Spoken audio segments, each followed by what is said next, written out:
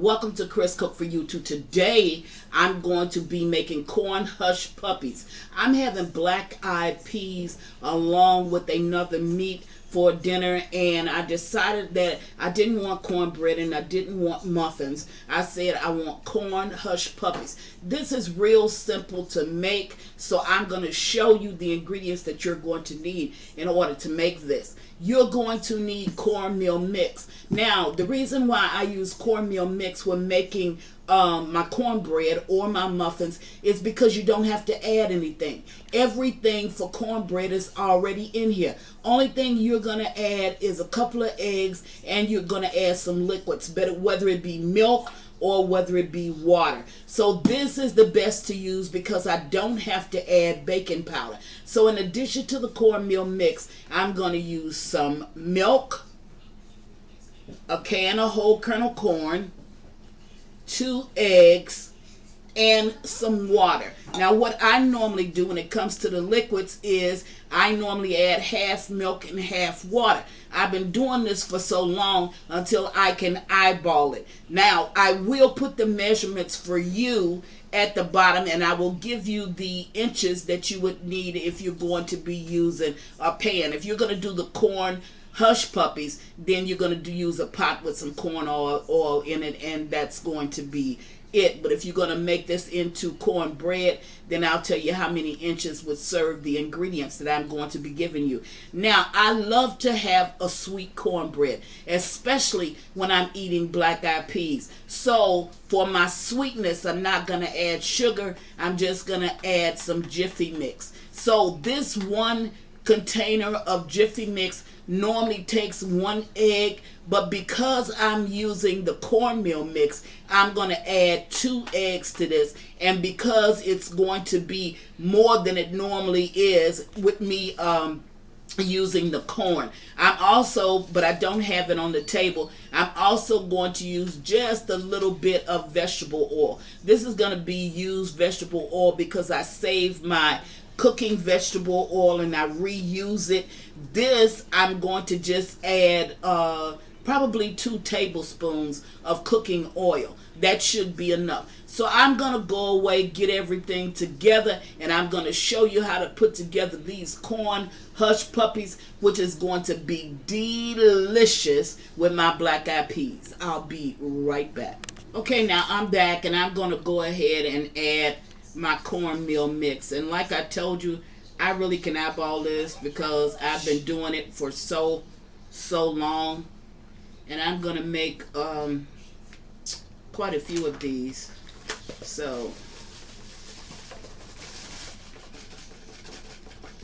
I'm gonna go ahead and add all of my ingredients, and I just said I'm gonna make quite a few. I had no intentions of making this many, but since I said it, this is really good when it goes with your dinner. So especially with black-eyed peas, this is really good to have. So I've already mixed my water and my milk. Now I don't know how much this is gonna take, so again I'm gonna eyeball it because I know the consistency that I'm looking for, okay, in order to get this process done. So I'm going to go ahead and I'm going to add my eggs to this. Now that's something you should never do. You should never break your eggs over in your bowl. You should break them in another bowl and then take them and transfer them into that. But you know, old school cooks, they just try a lot of stuff, and that's just one of the things that I do. And you may see a lot of people that don't really practice taking the eggs and busting them in a bowl and then putting them over in whatever it is that they're making, but that's the way you're supposed to do it. So even though you may see me do it this way, that's not the proper procedure. Okay, so you're looking for a certain consistency when it comes to making this bread. Okay?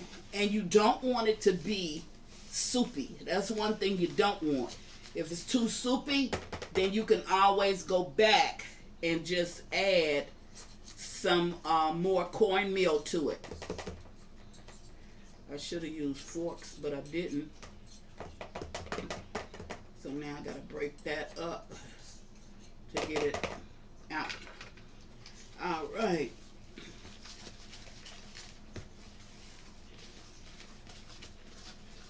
Now I'm going to add some cooking oil to this. And it's going to be like 2 tablespoons of cooking oil. And I'm going to go ahead and add my corn to this. Now I have my cooking oil on the stove. So I'll get somebody to pass that to me. But I want you to see this.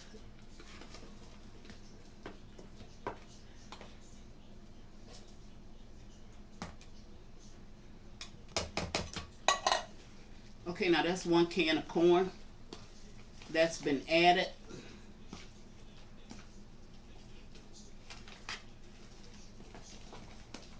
Now, if you look at this, I'm going to add the cooking oil, and I'm going to have to add just a little bit more cornmeal mix because I want this to be a little bit thicker. I'll be right back. Okay, now I'm going to go ahead and add about 2 tablespoons of used cooking oil. And this is the cooking oil that I use when I am, when it's leftover cooking oil. Let's put it like that. Okay, this is what I use when I don't need to use fresh cooking oil, or I want cooking oil to have just a little bit of flavor to it. Now you can see this. Okay, this should be just a little bit thicker. So what I'm going to do at this point is I'm going to add another scoop of cornmeal. And if that's not enough, then I'll add a little bit more. And like I said, this is one of the things that I eyeball. And a lot of cooks can relate to eyeballing stuff. So this is the way this should be done. Let's add just a little bit more. Now, I don't have to worry about how much cornmeal mix I add to this because my baking powder is already pre-measured in this. So with that being pre-measured, I can't make a mistake. I'm not going to make a mistake with it. And the only other thing that I used was the jiffy mix. And we know that that's already pre-measured. And then I used a can of corn. Now I want you to look at this. This is the way you want it. See how it's not thin at all. It's thick. So when I get ready to make my hush puppies, when I roll them up in my spoon or use my scoop, I don't know which one I'm going to do, probably going to use a scoop, they'll come out and it'll hold together because I have the eggs in there, and it'll hold together because it's thick. So this is the way you want it to be. So next stop, I'll meet you at the stove and I'll show you how this is done. Be right back. Okay, now I'm at my stove and my oil is heating up. So I'm going to go ahead and drop these.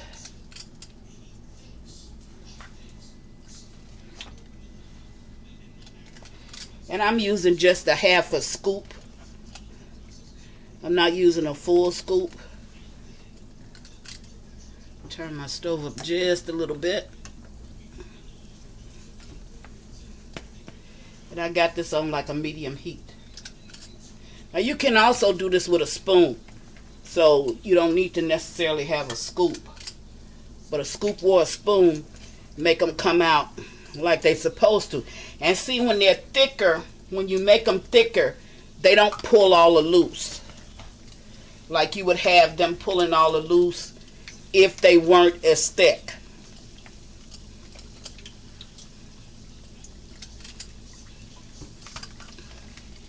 See if I can get maybe 1 or 2 more in there. There's 1. We'll go for 2. I think there's 2. Okay, I'm going to let these fry up. You can see that they're starting to come to the top. And when they do, the only thing I'm going to do, I'm going to let it fry up a little bit more on that side. But just to show you, I'm going to flip them. See? And some of them will just flip on their own. But if it doesn't flip on its own, then I'm going to go ahead and flip it. So I'm going to let this fry for a little while, and I'll bring you back in about 2 minutes. See how it turned up? It came up, and then it flips on its own. Most of them will do that. This one did not. But a lot of them will do that. They'll just flip on their own, and you don't have to worry about it. But if it doesn't flip, then you can flip it. So I'm going to give this about 2 minutes, and I'll bring you right back. Okay, now I want to show you this. Even though it popped up to the top, once it got ready to cook on the other side, sometimes it does that, sometimes it does not. Once it gets up to the other side, it won't flip back. Okay, so you have to go in there with whatever you're gonna take them out with, and you'll have to flip it on your own. That's because this one is so close to another one. There. And you just want to flip them over. You see the color of them when they flips over? Now once that side cooks, then this is going to be ready for me to take it out. But you got to make certain that you flip them over. Otherwise, they'll keep on cooking. So you can tell the difference in them because you can see these versus the ones that I'm flipping. Now, I'm going to give this about 1-2 minutes on this side. Maybe about 1 minute. That's probably about all it's going to need. And then I'm going to take it out. I'll bring you back and show you when I take it out. Okay, now these are ready to come out. They're brown on both sides. So I'm just going to go in up underneath. And I'm going to take them out.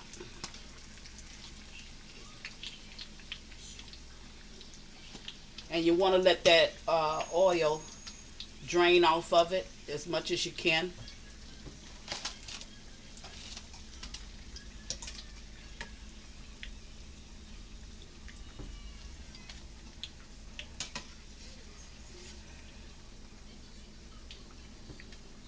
I got quite a few.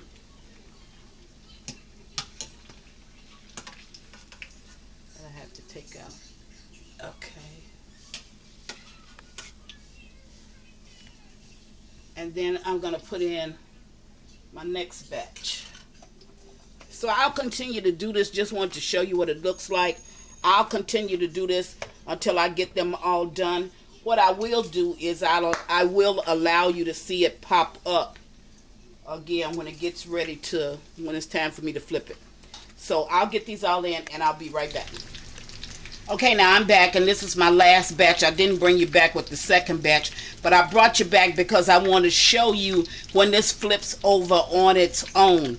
And once it flips over, now that will happen a lot. What it only means is that that side of the hush puppy has already cooked. So it flips and then it cooks on the other side. But sometimes that doesn't always happen. So you have to be there with a spatula just in case it does not happen. So when this has really cooked enough on one side, when it's done on one side, it should flip to the other side. If it doesn't, then I'll just go in there and flip it. This one looks like it's trying to flip.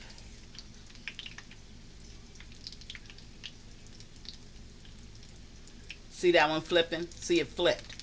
When it got done enough on one side, it just went ahead and flipped. Now, to me, these two don't look like they're going to flip. So I may have to go in there and just flip them myself. But it's a simple process. That one's going to flip. See it? It's flipping now. It's trying to turn.